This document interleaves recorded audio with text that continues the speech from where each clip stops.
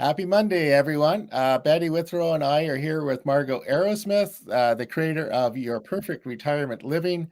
And maybe, Margo, you can, what we're going to do today is you can just do a brief introduction about yourself and Your Perfect Retirement Living.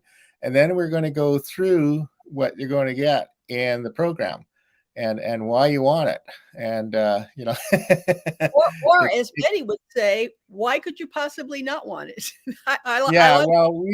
I think it's in the category of absolutely everybody needs this information, but most people are trying not to think about it and defer it for later.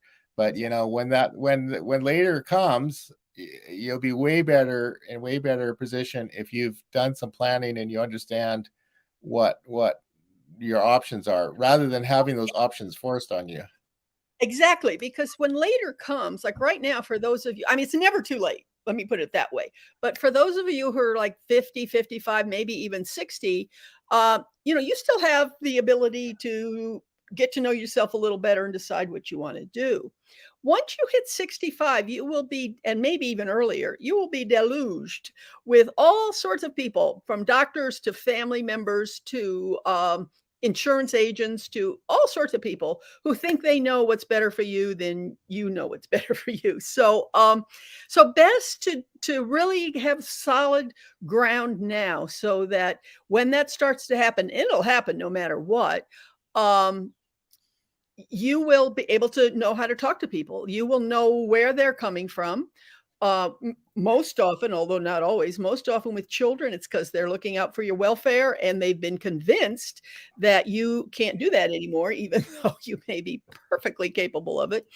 And with people who are trying to sell you something, it's often for their welfare. Some of them are nice people too.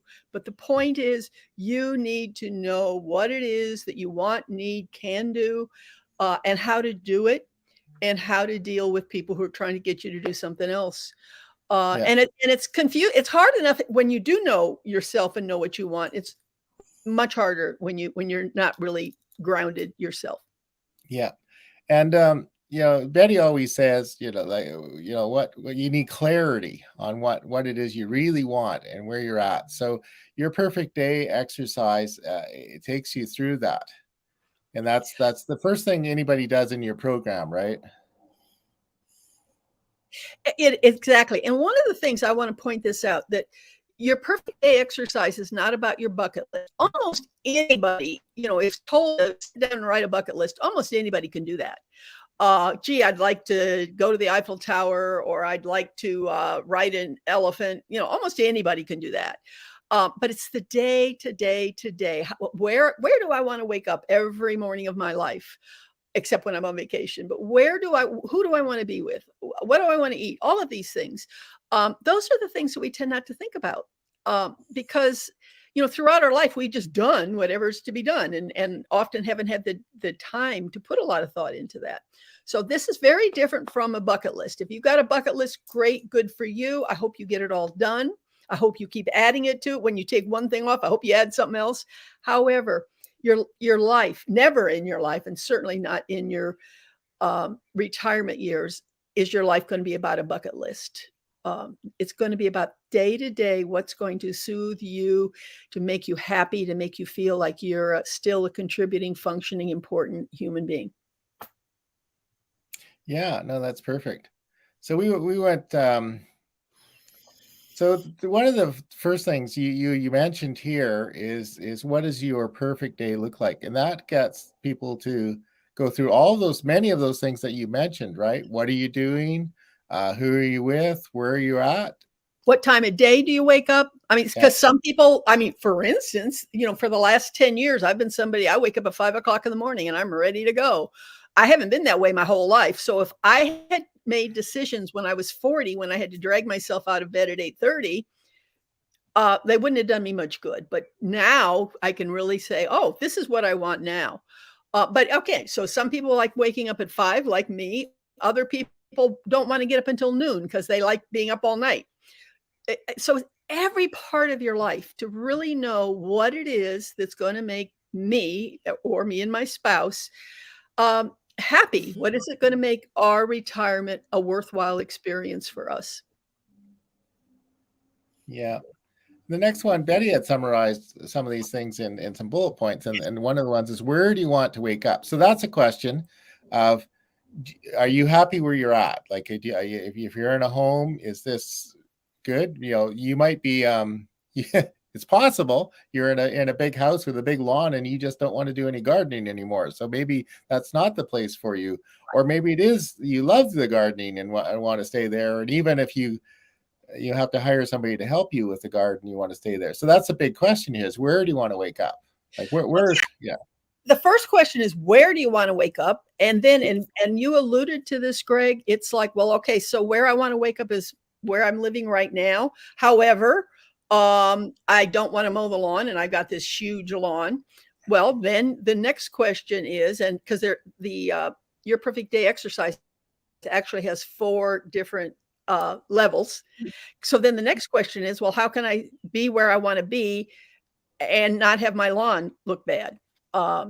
So there are levels to the Your Perfect Day exercise. The first one is just full out, all stops out. This is what I want to do with my life. This is where I want it to be. And then we teach you how to discern, how to prioritize, and how to get what it is you really want. Yeah, that's it. Yeah. And this one here, the next one here is, what have you been wanting to do and haven't done it yet? So, maybe you wanted to be a painter or something, and you wanted a little studio, and you want to spend some time doing some art and crafts, or Bonnie says she wants to paint rocks, but there we go. There's some beautiful artwork of people that paint rocks. You could go on Pinterest, I'm sure, and find boards of that just dedicated to that. But yeah, so you, like, let's say using your example of painting. I mean, there's lots of places where you can paint. You can paint right where you are. You can even go into independent living, which is kind of a step down, in my mind, down, or step up or step down. It's a different category from 55 plus. You can even go there and you might still be able to paint. Yeah. So questions like that help you when you've decided where you want to go, whether you want to stay home, go to 55 plus, go to independent living, or even like you and Bonnie do a lot of, get in the old RV and travel on the road. Then, but I also want to paint. Whatever I've chosen, I still want to paint. How can I get that done? How can I make sure that the place that I'm going to be at is going to enable me to do this painting that I've always wanted to do? Or still allow, or it's wherever I'm going to go, still going to allow me to get my hands in the dirt a little bit. Most places, unless you're living in your own house, you're not going to be able to have a full-fledged garden. But if you've decided, I just want to have a little bit of opportunity to get my fingers in the dirt, well, that will help you. Once you've decided where you want to go, it will help you pick the right place in that category. Yeah.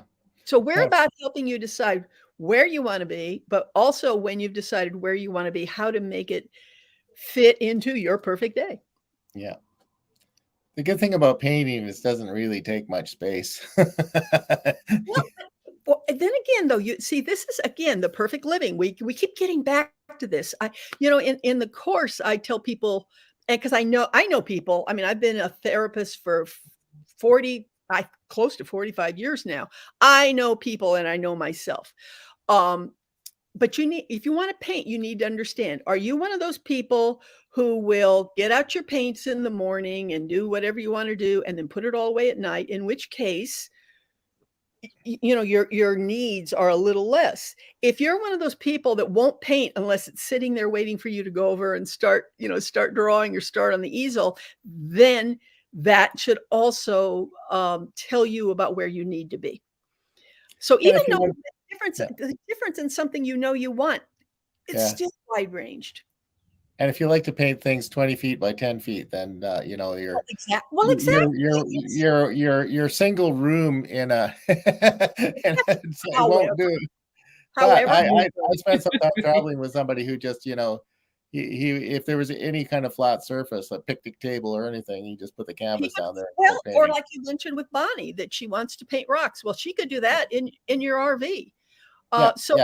Yes. Do you want to paint these big mammoth things, or do you want to you want to paint little rocks, or do you want to paint teacups? Let's look for a building to paint. Exactly. Well, but then again, you mentioned it's like, if it say, I don't know, let's say I've decided I want to live in 55 plus, but they have no place for me to paint. Am I going to have enough money left over to rent an art studio? If I rent that art studio and I have to drive 10 minutes to get there, will I do it? How often will I do it? All of these things matter. And this is why you can't just say, this is what I want to do. Well, you can do anything you want. But if you say, this is what I want to do, and it'll work out, that you often are going to end up frustrated, which is, again, one of the things that this course helps not happen. Yeah. Betty spent quite a bit of time with creating art and things like that. Do you want to chip in here?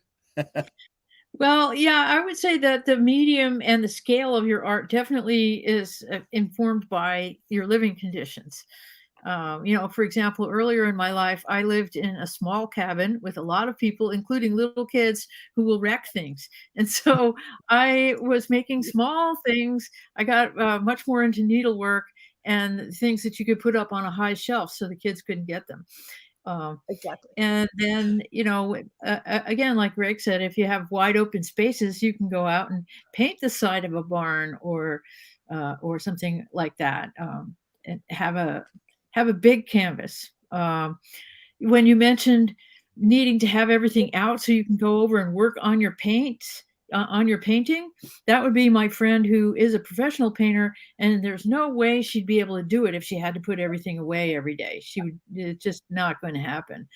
So it really depends on it also is how much space is your art going to use in your life. Well, Betty, do you want to hang it up all on the wall, or are you happy to give it away, or whatever? But also, Betty, the art that you actually are doing now, which is your writing, which is to me one of the highest of the arts. Like, I know, we've all been in coffee houses where it's noisy, barely hear yourself think, but there's somebody there writing. Well, that person obviously can write just about anywhere. There are other people who need a quiet space, and then there's everybody in between. So again, even something like writing, it's so important to know, am I going to be able to do what I want to do, whether it's writing, painting, or planting flowers, or watching television, when my dad was alive, and he lived with me. Matter of fact, he died in my house. I found him one morning, but when he and I and my mother, when Mom was alive too, the three of us, we watched a football, American football, not, well, I've gone by. But the point is, we would watch it and we'd be jumping up and down and hollering and screaming and blah, blah, blah, blah, blah, blah. Well, if we lived if he hadn't lived in my house, like if he had lived in independent living where the walls are very thin and we couldn't have done that. We would have had to sit there, watch the football games pretty quietly, or other people would have been bothered. So even things like that, it isn't just, well, I want to watch a lot of football, I want to draw, I want to paint. It's, what do you need in order to be able to do that? Yeah. It's all matter. And that's why it really pays off to do this exercise where you start with every minute little detail. I wake up at 5:10 in the morning because for some reason that's what I want to do. And my sheets are satin, or my sheets are, whatever. And I lay in bed for 2 hours and watch TV, or I get up and go outside and watch the sun come up. Because again, there you go. It was two people that wanted to sleep, wanted to wake up at 5, but wanted it for very different reasons. So it's not just, that's why the details are so important, and we really teach you and walk you through how to decide on those details and how important they are.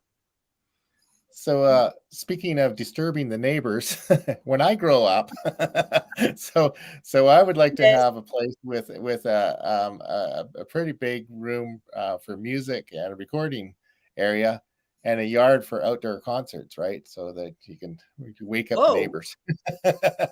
So Betty already has that. Yeah. Funny you mentioned that, Greg.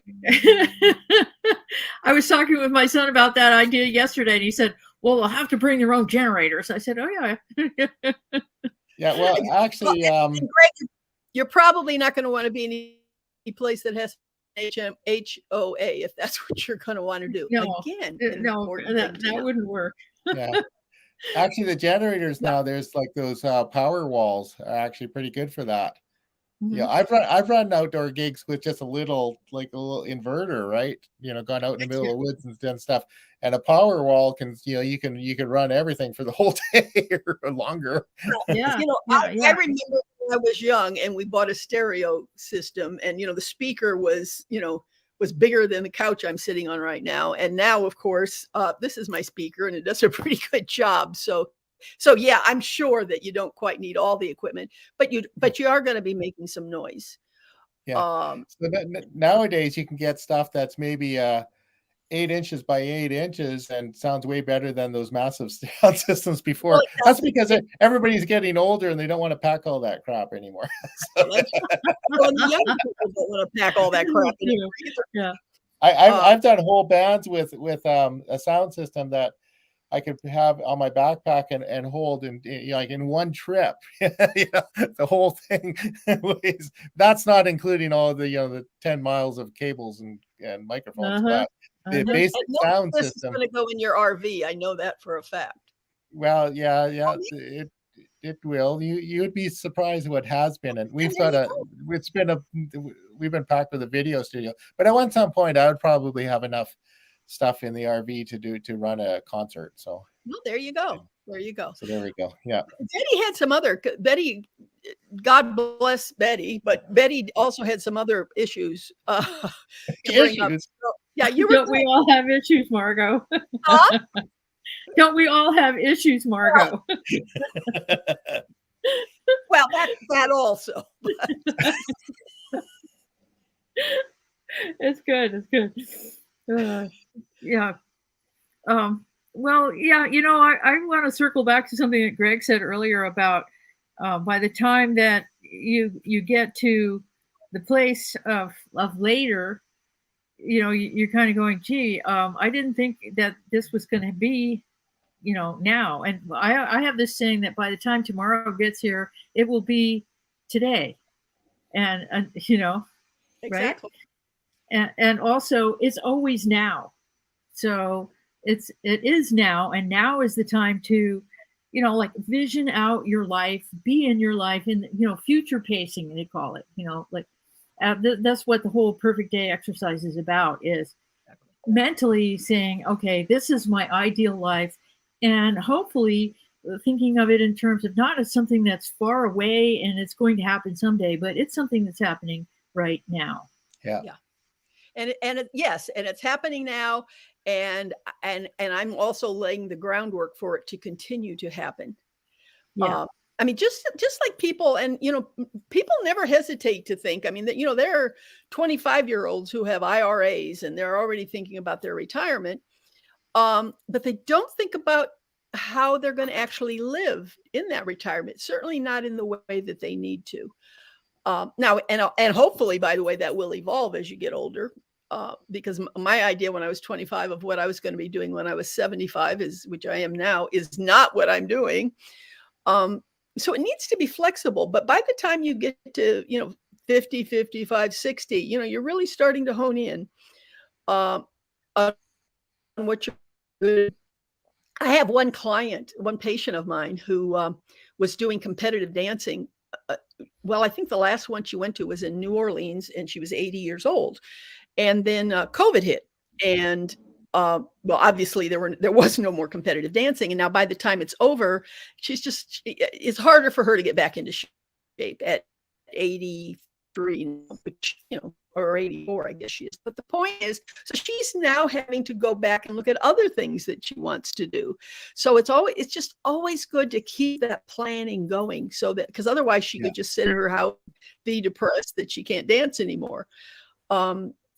So it's so important to know yourself, and because it's helping her now, because she's just, oh yeah, now I can do this.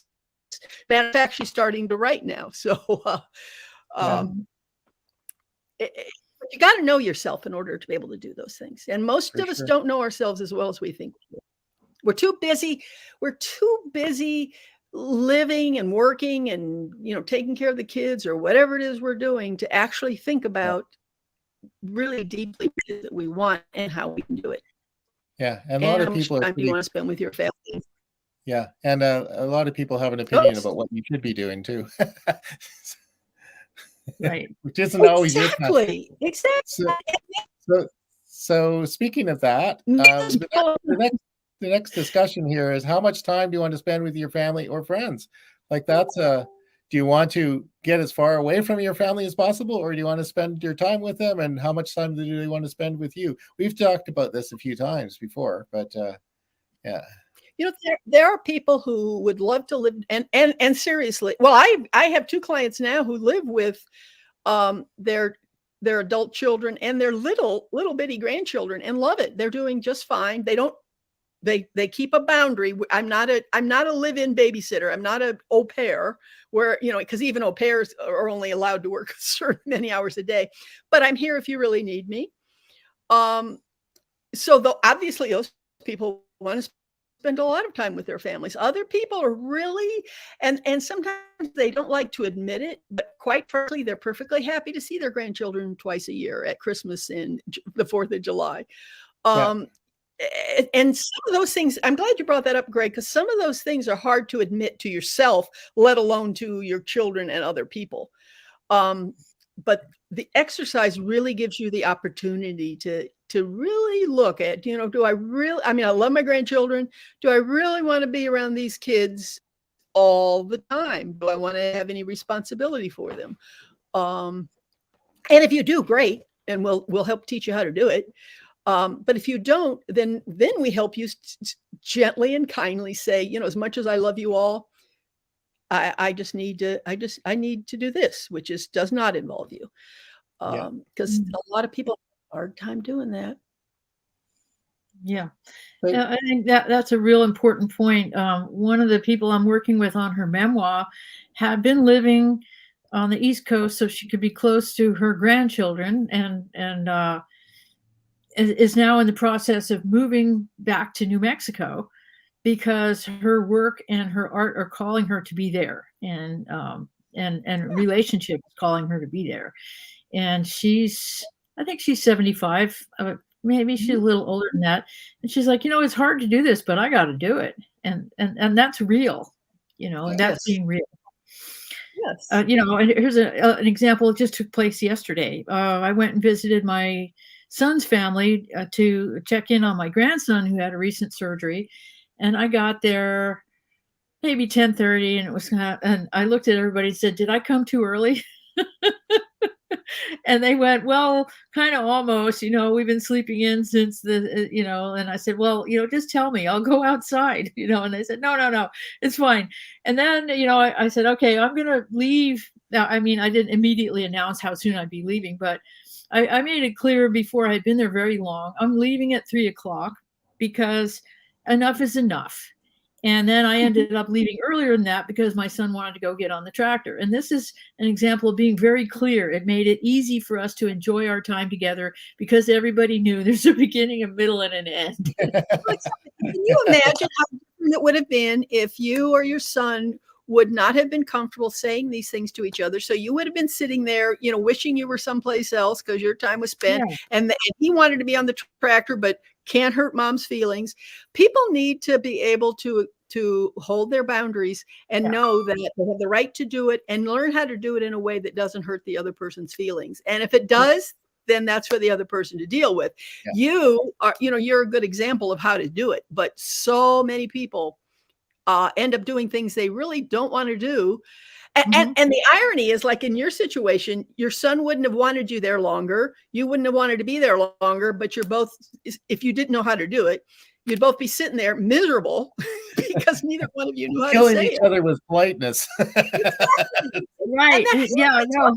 Tell you how often that happens. That's a great lesson I got from my grandmother one time when I was an adult there visiting, and I think they were 88, 89 years old, and I kept saying please and thank you too often at the dinner table, and Nana said, "Don't be so polite. It's not good." Pass the damn spuds. No, Yeah, exactly. So, like you said, Margo, it's important to be able to be open about things like that, and just say what you really mean instead of what you think the other person wants to hear. I think that's the key. Exactly.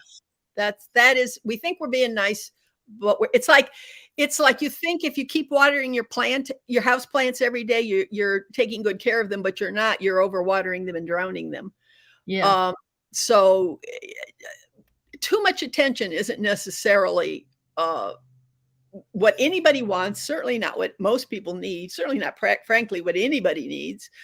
And yeah, so you gave a good example about how to do it. And with the course, we help people, and with my also with my individual consultation, I help people learn how to do it in a way that others can accept, and everybody ends up better off in the long run. Yeah. So after people have done your perfect day exercise, then the next thing is you look in your course and your program is look at the options, right? So I think I'm going to speak out loud here. Your bias is stay at home, and unless go ahead. Yeah, no, that's your preference, and I think that I have to say Bonnie's family is going through this right now. Her dad made the decision that he wanted to stay at home and didn't do any planning for anything else because he didn't want anything else. Now he's had a fall, and they have to do something else, or maybe get back, and those other things. But that was his decision. They just didn't recognize it as his decision. I mean, in our talks here, yes, that bias, and it's my bias because that's what I am doing and perfectly happy, and that's what my parents stayed with me, but they weren't off somewhere. So what I've been very careful about in the course is when I'm talking about all the different options, is to have my bias not come into it. I'm honest about what my bias is because that's what I want, but I also know that I'm not everybody. A lot of people aren't like me. So we're very careful in the course, and the people who've looked at the course agree that it really, when you're getting into the different options, it's not about bias. It's about what you've decided you want and then how to do it. When I teach people to ask questions, sometimes it might sound like I'm wanting you to not go to a certain place, but I'm not. What I'm wanting you to do is when you've decided, for instance, I want to go into independent living, that you know what questions to ask, or a continued care residential center community, that you know what to ask so that what you think you're getting when you plunk down your $500,000 is in fact what you're going to get. So, I wouldn't want to live there. That's my bias. However, there are a lot of people who like those places a lot. Yeah. I just want to make sure for those people that, number one, they know that they're doing it because that's what they want. And number two, all of the promises that are made are things that are actually going to happen, because that's important too. It doesn't matter to me where anybody else decides to live, but it does matter to me that they're going to get what they're buying, and that the promises that were made to them are kept, and how to do that. So that's also a part of the course. Yeah. Did you ever watch Nash Bridges with Don Johnson? I never did. Okay. Anyway, he was his father lived with him, and his father was getting a little bit touch of dementia. Anyway, he moved into this independent living facility, right? Anyway, he spent a amount of time and was appreciated for chasing all the women there. So they basically kicked him out for bedroom hopping. But well, it sounds like they should have left him in because he was probably making a lot of people very happy. Yeah, I'm sure it was. Those places, and I will say this, those places have changed. They used to be, when I worked in one, probably around the time that Nash Bridges was a show. Oh, they censored what books people could read because they didn't want them reading anything that would get them too excited. Nowadays, they don't do that at all. That sounds like Florida. So it's gotten better. However, you still want to make sure that if they promise you you're going to get this, if they promise you that you can eat a vegetarian meal every meal, you want to make sure that you have that you've got it in writing, that they can't say, "Oh, we thought we could do that, but we can't." Yeah. Because again, once you've plunked down your $500,000 for a CCRC, then it's too late to say, oh, but wait a minute. Anyway, so that's what I help you do too, is decide not where I think you should go, but where you really know you should go, and then what questions to ask and how to make sure that the promises that are made by salespeople are what's going to happen. Yeah. And as you alluded, it can be a lot of money. Like for some of these things, like Bonnie's dad's right now in a rehab center, and they were asking us like $15,000 a month to stay there. So, and that's getting. Yeah, rehab is short term, but still, you don't have to be there very long before you spend a whole lot of money. Yeah. But also, around here, like even 55 plus, which a lot of people like very much, but if you buy a house or rent an apartment in 55 plus, it's going to be more money than it would be if you'd bought the same house or the same apartment elsewhere. It just is. Around here, they're like, I'm thinking of one particular place. They have independent living, and then they have assisted living, and then they have memory care. The independent living is, before COVID, I don't even know what it is now, for a 1-bedroom apartment and 2 meals a day was $5,000 a month, which even for what rents are today, that's very steep. The independent or the assisted living is for an extra meal, and they lock the door so that you can't come and go as you want, is $10,000 a month. I don't even want, that was before COVID. I don't even want to think about what memory care is. So it's a lot of money. And if you get there and decide that that's not what you want, you're still kind of stuck. I mean, unless it's a continued care residential treatment community where you pluck down $500,000, give or take, yeah, you can pick up and go, but by that time you've become unsettled. It's going to cost you money to move everything. You want to know that you've asked all the right questions, that you've gotten everything guaranteed, that a lawyer has made sure that you're protected before you go into any place. And then you can just go wherever you decide and relax. Yeah. So that's a big consideration, is the money. We like here on the screen, we've got stay at home, independent living, assisted living, and nomad. And the stay at home, I think for many people, that's probably the most economical option. It is for them because whether you stay at home where you've been for the last 40 years or whether you go into a newer, smaller place, it's still staying at home because you're living in the community at large. And yes, it always is the most economical place. Yeah. Even in some cases, even with people who have to have services come in, sometimes nursing services come in, it's still more economical than moving into, a place for most people. Not everybody, but for many people. I mean, I had one guy who he had 24/7 nursing care. They were 2 shifts. They had their own bedroom, but there were 2 shifts. One would work 3.5 days, and then she'd go home. The other one would work 3.5 days. But given that, I mean, he wouldn't just go into independent living if he wasn't at home. He would have had to go into high level of nursing. So it was, even paying people to be there with him all the time, it was still less expensive than it would have been if he did. That doesn't mean you shouldn't do it. If you can afford it and if it's what you want, do it, and we'll help you do it in the best way possible. But it's always more expensive to do that. It just is. Yes. Yeah. So the nomad, we talked a bit about it. Like your parents actually lived in an RV, traveled in an RV for quite a long time. We talked about people living on a cruise ship. And even there, and I'm interrupting you, Greg, but even there are tricks. For instance, my mother had this teddy bear collection. I don't know why she had it. She had this teddy bear collection. So what they used to do, and what they said was, they got rid of everything they owned practically except the teddy bears. There you go. Because when they traveled, they had all the dishes and everything in cupboards, right? Well, if you're driving down the road, you're gonna get some broken dishes. Well, they would take all these teddy bears and stuff them into the cabinets. So instead of having to take the dishes out and pack them every time they wanted to go someplace, the teddy bears were the packing. So, and that's like a very small hack, but and it was one they thought of themselves. But there's just always things that somebody else can teach you to make the choice that you've made easier and better and happier for you. Yeah.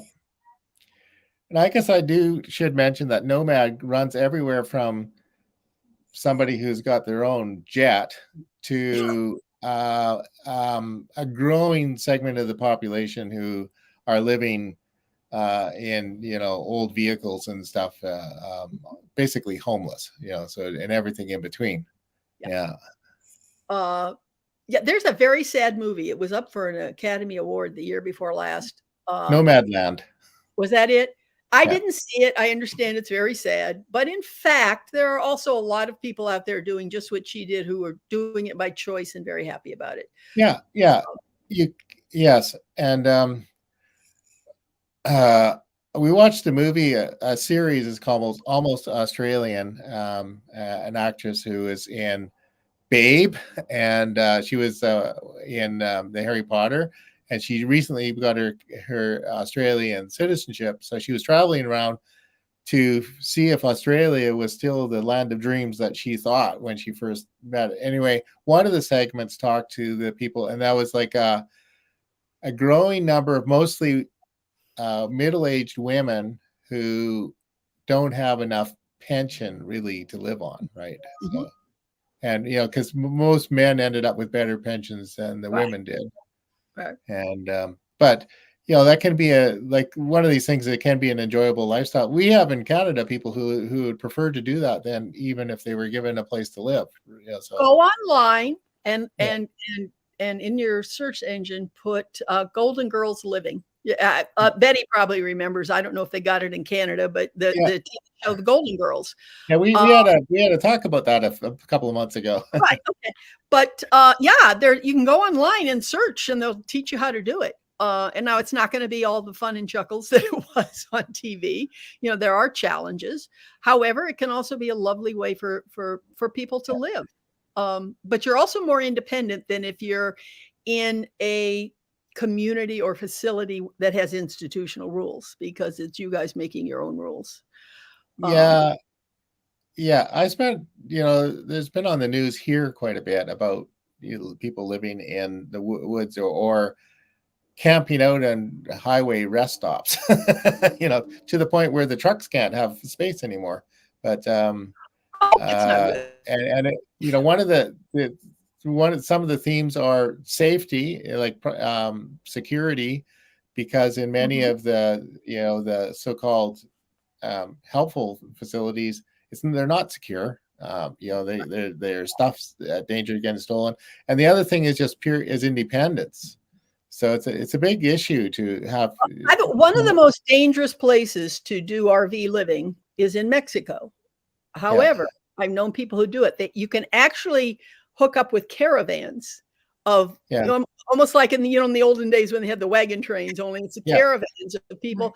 And in fact, they protect each other, because the bandits or whoever robs people they just tend to leave those things alone, because there's just too many people to deal with and they don't know what they're getting into. It's much easier just to go to one person. So even there, where you want to be very careful doing it in Mexico, you can still do it if you know how to do it. See, that's the issue. You know how to do it and do it right. Yeah. So and the other thing, by the way, that we have is a Facebook group where if you're in the course, if you bought the course, you can go there and you can talk with other people like yourself to see what they have to say about all of this. What had been your experience? When you went to talk to the salesperson, what did they? My salesperson said this to me. It didn't make sense. Can anybody talk about it? I mean, I pop my head in and out of there, but it's also another feature that is, I think, really important. Yeah, and are you planning to have sort of regular sessions for members of the program? I will. Question and answer session, right? Group session. I'll be there like once a week where I can go in and people can ask questions. Probably, what will happen when we have a lot of people asking questions, because obviously we can't do them all, is to kind of, group them into, because often a lot of people are asking similar questions, but I will address those. So yes, they can get me live. Probably about once a week is when that will happen. And so there's just a lot of reasons. And as Betty said a couple of weeks ago, the biggest question here is why wouldn't anybody want to spend $149 for all of this service? A senior care manager charges $250 an hour. So, you get all of this for a whole lot less. So, join us. Yeah. Yes, you really have nothing to gain. Yeah. Huh? Go visit yourperfectretirementliving.com. Yep. And check out the program. And the first thing that you'll do when you sign up is go through your perfect day exercise, because that provides the clarity. Once you have the clarity, all the other things, it's just a matter of knowledge is power, getting the information, know about the options and the choices. There are many options there that you probably never have thought about. And living on a cruise ship, and considerations. You have a lot of things about some of the legal aspects and some of the other aspects that you have, financial stuff, so that the more you plan for and anticipate, the smoother it'll go. Exactly. Yeah. So what do you think, Betty? Any final words here? I say jump in and get your feet wet and figure out what you want to do and how to do it. And this course is going to give you so much clarity. As you just pointed out, Greg, the bang for your buck is there's no reason to even compare it to anything else, because there's so much rich material here, and it'll get you to a place that you, with your own resources that you already have, and not somebody else telling you what they think you should be thinking, right? To start with that and then go on. Yeah. As Margo mentioned a while ago, it's possible to get in something that's going to cost you $500,000 to sign up, and it'll be a living hell for you if it's not the right place for you. Could be a perfect place for you, or it could be just not the place to be, and hard to get out once you're in. Their promises, which I'm finding out from clients of mine, a lot of them don't. A living hell is pretty much how people have described it. There are happy people there, but when they find out that what they thought they were going to get isn't there, they're not so happy anymore. Yeah, it's too bad. It breaks my heart. Breaks my heart. Yeah. That's one of the reasons I'm doing this. I see so many people who could have been happy, even if they just had something in writing, would be happier than they are now. Yes, and it breaks my heart. Yeah. So for the small investment, you can avoid a loss of money and a lot of heartache. So, it's worthwhile checking it out. Go visit your perfectretirementliving.com and just do it. Sign up. Yep. Just do it. Okay. Anyway, happy Monday, everybody. Okay. Happy Monday.